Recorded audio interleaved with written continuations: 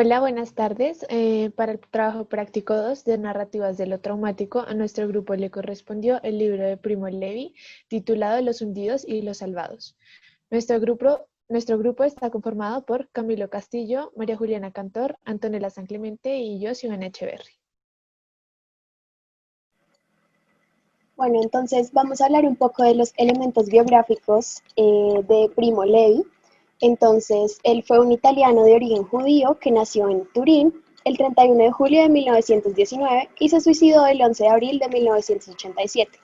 Se graduó en la Universidad de Turín en química y en 1943 intentó unirse a la resistencia antifascista italiana.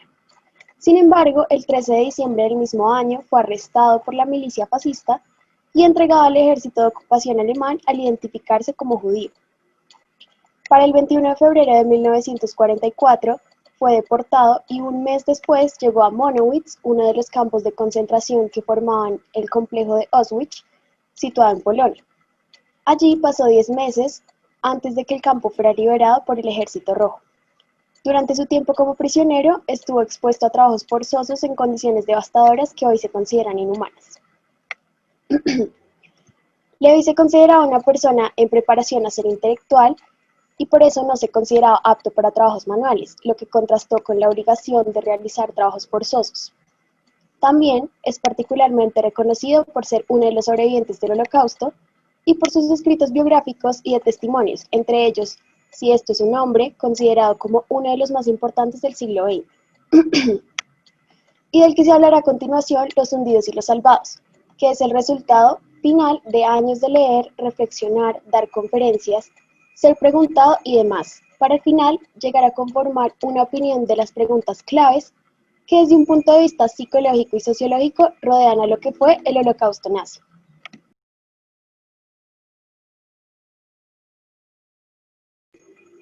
Bueno, como experiencias significativas, una de ellas que se sitúa en el capítulo 1 fue que durante el año de prisión de Auschwitz tuvo únicamente un amigo llamado Alberto.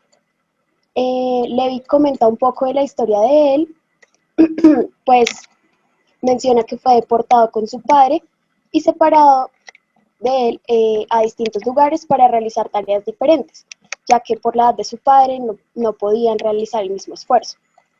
Entre padre e hijo perdieron la comunicación y años después, en la evacuación de 1945, Levi se dirigió a buscar a la familia de Alberto para contarles la verdad sobre su situación. Sin embargo, la familia aclaró que ya sabían la historia y que tenían la esperanza de volver a encontrarse con él. Levi, con el paso de los años, no tuvo el valor de presentarse ante ellos de nuevo para contar la dolorosa pero verdadera situación de Alberto.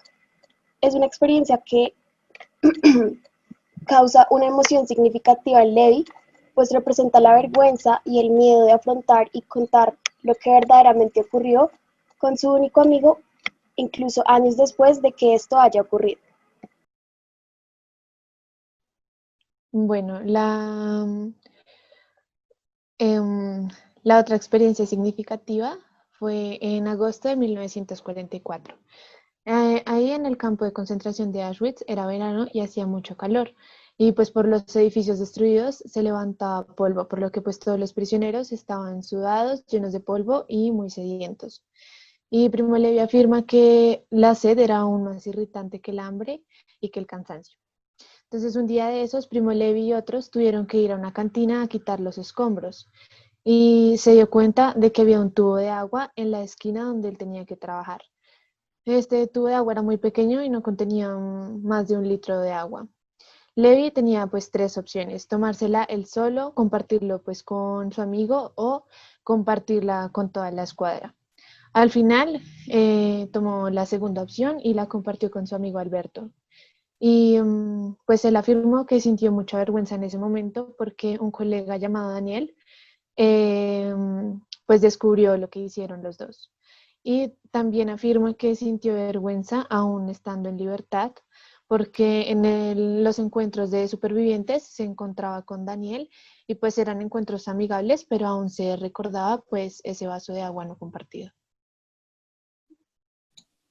Bueno, como tercera experiencia significativa encontramos que pues dentro del campo de concentración todos eran enemigos unos con otros, sin importar que estuvieran en las mismas condiciones. Sin embargo, Levi consideraba que esa violencia era una violencia inútil porque eso no los iba a salvar de las condiciones en las que estaba.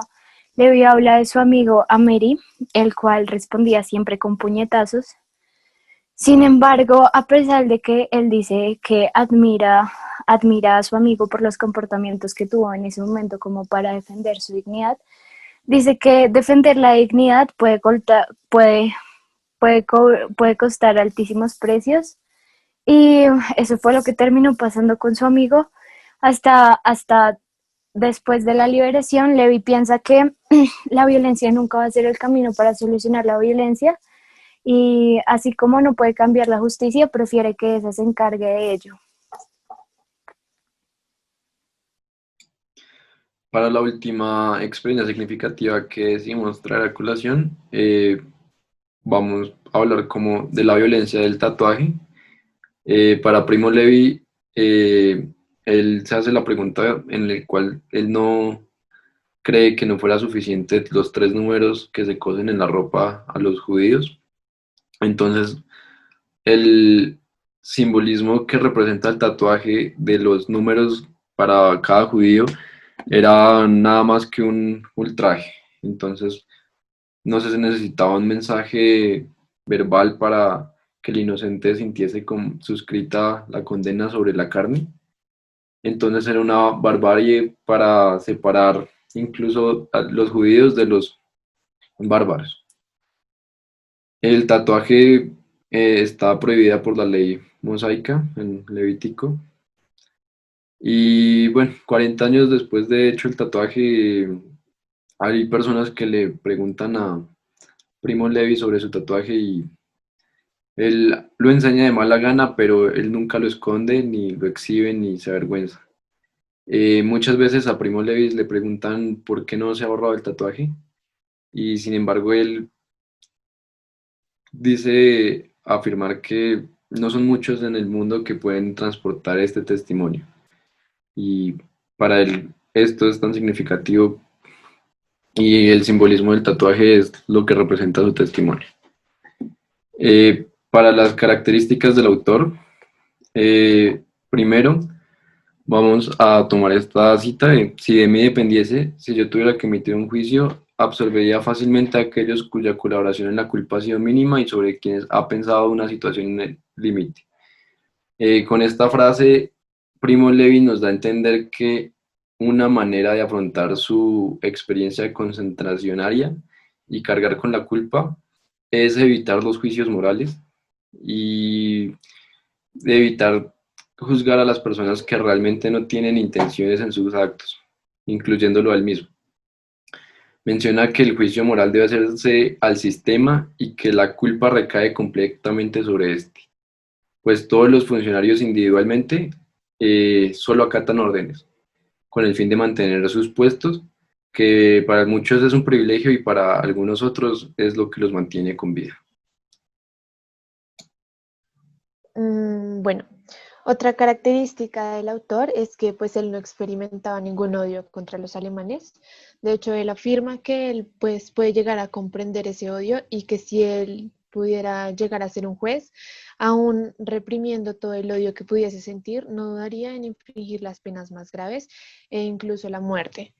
Pues a los muchos culpables que todavía en ese entonces vivían en tierras alemanas sin que pues nadie los molestase y también en otros países pues de hospitalidad sospechosa. De igual forma pues Primo Levi afirma que sentiría un horror de que un solo inocente fuese a ser castigado por un pecado no cometido.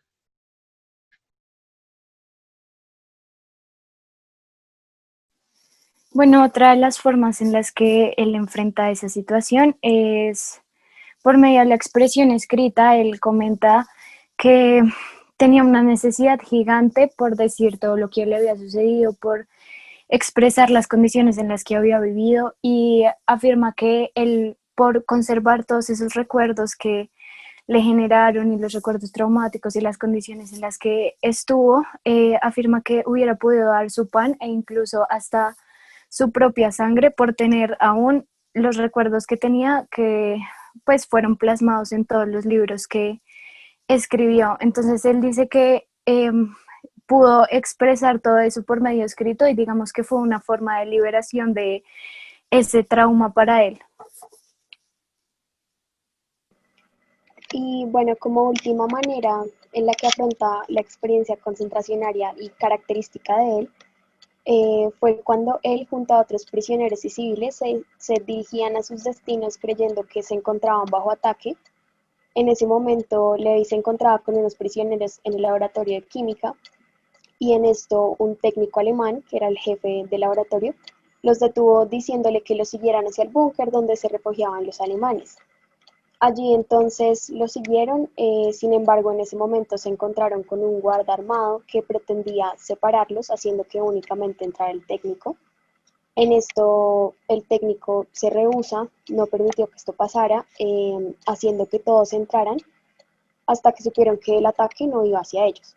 En esta experiencia le dio a Levi un cambio de percepción sobre cómo eran los alemanes y que probablemente no todos eran malos o agresivos con los prisioneros y civiles. Incluso cuando publicó uno de sus libros fue bastante útil por el hecho de que un alemán que lo ayudó a traducirlo en ese idioma también le confirmó esta percepción, pues le comentó que no estaba de acuerdo con los sucesos como los habían vivido.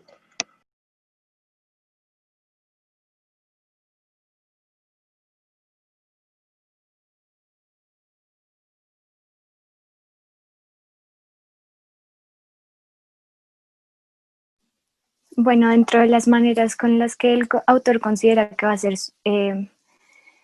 considerado recibido su relato, encontramos que él se hace una serie de preguntas hipotéticas antes de lanzar sus libros y es cómo la gente va a recibir esos relatos sabiendo que fueron dadas en condiciones pues que no son pensadas por nadie, entonces que como estamos guiados por estereotipos que pensamos que todo está a nuestro alcance, que todas las situaciones las podemos manejar en nuestras propias manos, que podemos hacer algo para salir de esa situación, pues eso era lo que él se planteaba que le iban a preguntar como en, al, al, al haber escrito los relatos, ¿no? Al haber sacado los relatos. Y efectivamente fue así como pasó, los estereotipos primaron sobre la opinión de la gente. Él decía que una de las preguntas más comunes que le hacían era ¿por qué no hiciste nada? ¿Por qué no actuaste diferente? Y en verdad esa no era la salida porque no había quien los acogiera, no tenía otra salida, solo él dice que había como que resignarse porque no había una forma diferente de afrontar la situación.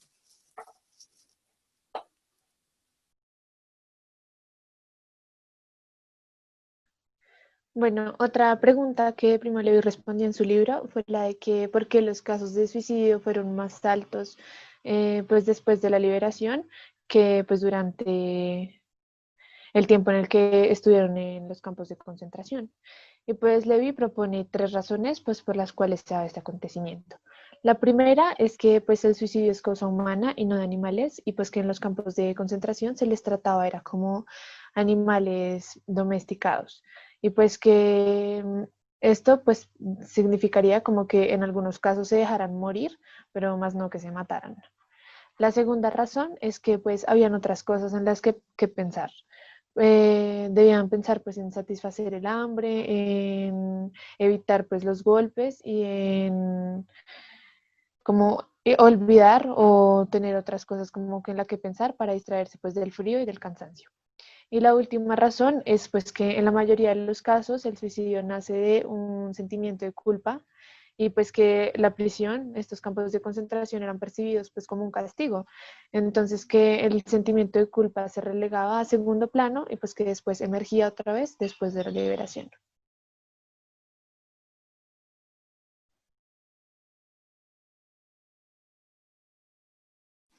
Bueno, las citas que elegimos para contextualizar a los hundidos fueron las siguientes. La primera dice, los sobrevivientes son una minoría anómala, además de exigua. Somos aquellos que por prevaricaciones o su habilidad o su suerte no han tocado fondo.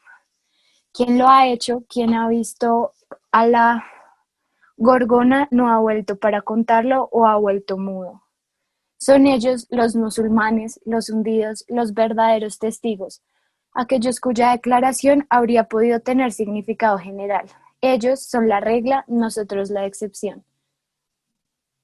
Bajo otro cielo y otro superviviente de la esclavitud semejante y diversa. Lo ha notado Solzhenitsyn. Casi todos los que han cumplido una larga condena y cuya supervivencia os alegra no son sino pridurki o han sido durante la mayor parte de su prisión, porque los Largers son un exterminio, no podemos olvidarlo. Bueno, para la segunda cita creemos que es necesario pues explicar que los salvados eran pues aquellas terceras voces que narran las experiencias de los hundidos y pues que estos eran considerados los peores, que de hecho se preguntaban a sí mismos pues porque ellos habían sido los sobrevivientes, pues sí eran peores que los demás prisioneros. Entonces, bueno, la segunda cita dice así. Los salvados de Auschwitz no eran los mejores, los predestinados al bien, los portadores de un mensaje. Cuanto yo había visto y vivido me mostraba precisamente lo contrario. Preferentemente sobrevivían los peores, los egoístas, los violentos, los insensibles, los colaboradores de la zona gris, los espías. No era una regla segura. No había ni hay en las cosas humanas reglas seguras, pero era una regla. Yo me sentía inocente, pero enrolado entre los salvados y por lo mismo en busca permanente de una justificación ante mí y ante los demás. Sobrevivían los peores, es decir, los más aptos. Los mejores han muerto todos.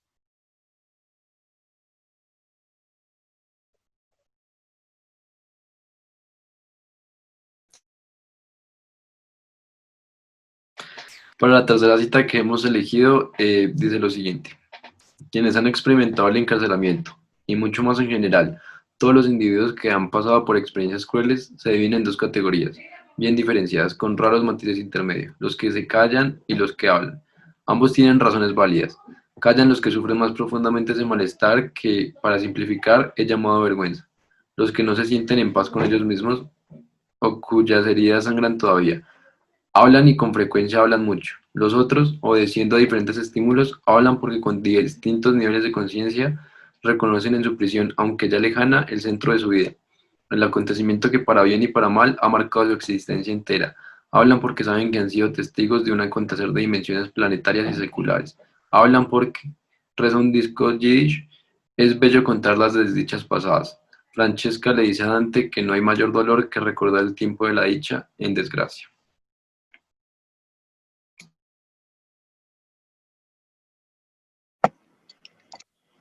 Como cuarta cita escogimos la siguiente. Los que, los que tuvimos suerte hemos intentado, con mayor o menor sabiduría, contar no solamente nuestro destino, sino también el de los demás, precisamente el de los hundidos.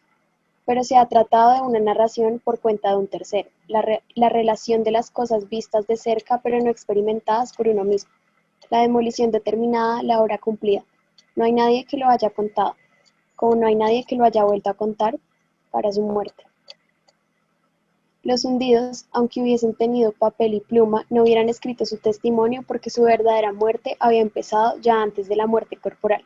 Semanas y meses antes de extinguirse, habían perdido el poder de observar, de recordar, de reflexionar y de expresarse. Nosotros hablamos por ellos por delegación.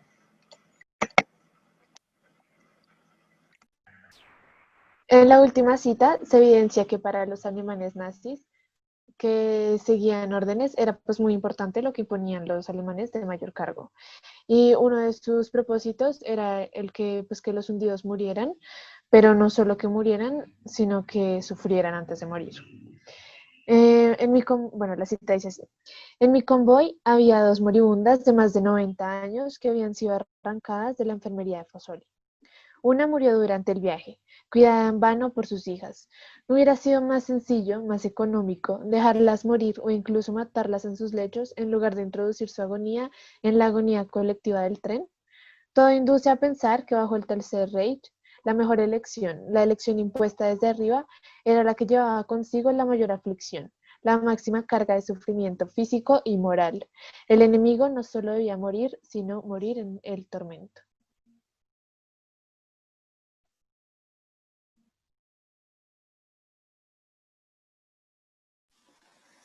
Bueno, y por último, en cuanto a qué nos generó el texto, en lo personal, pues más allá de todas las experiencias traumáticas que se vive, que pues es un texto difícil de leer porque más allá de que uno lea, de que uno conozca la situación, pues es difícil pensar que en realidad estas cosas pudieron pasar. Sin embargo, lo que más me llama la atención del texto es como el poder que tiene la mente. Digamos, él hablaba de los juicios de las personas que fueron, que se autoengañaban, como esas personas que generaron tanto sufrimiento a la gente, que se autoengañaban tanto que creían que justificaban por cualquier medio las cosas que habían hecho. Entonces esto lo relacioné con algo que vimos en otra clase, que era un caso de una niña que acusaba a su papá de violación. Nunca fue cierto, sin embargo, la niña se lo repetía tanto y tenía tanto valor e influencia sobre él, que se lo terminó creyendo y creando recuerdos falsos acerca de eso. Al final, el padre firmó como el acta donde afirmaba que sí lo había hecho, pero luego se dio cuenta de que eran recuerdos falsos. Entonces es como uno llega a la justicia si una persona inocente se puede ver influenciada por los medios a sentirse culpable y una persona culpable por medio del autoengaño puede sentirse más liberada de todo el daño que pudo haber causado.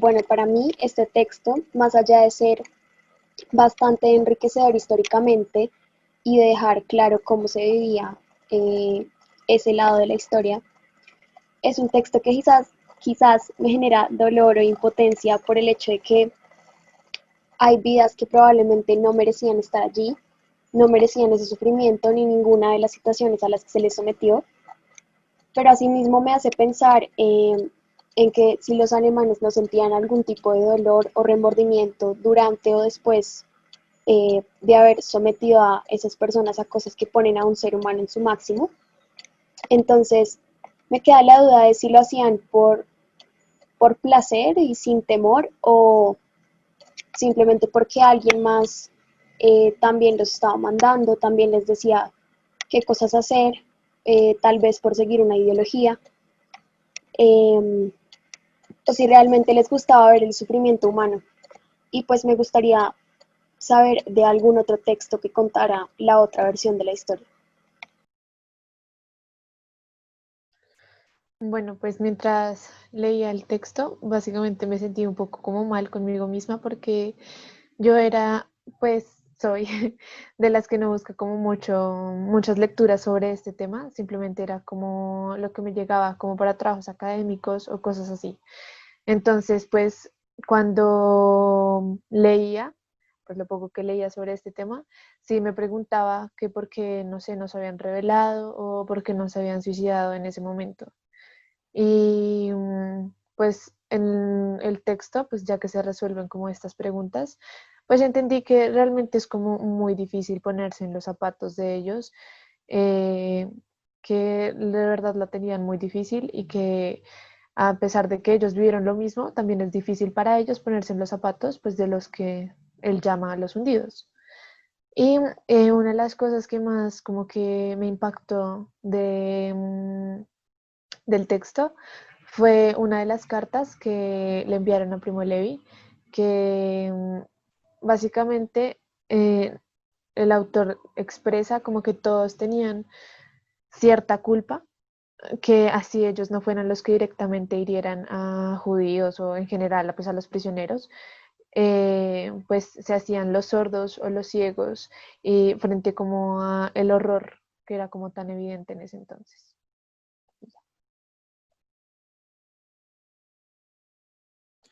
Lo que a mí me genera el texto es, me impresiona bastante, es como al llevar al límite los códigos morales, los patrones de comportamiento, las imágenes de autoridad y como tal puede resultar como en este estilo de deshumanización, de como tal pues un holocausto es algo bastante trágico y los sobrevivientes como Primo Levi pues nos dan un testimonio de cómo se vive el trauma y pues me parece que todo lo que se puede escribir sobre los temas que se mencionan, em, llevar esto a estos extremos puede como desatar un comportamiento humano que sea bastante inesperado y esto me causa bastante intriga. En-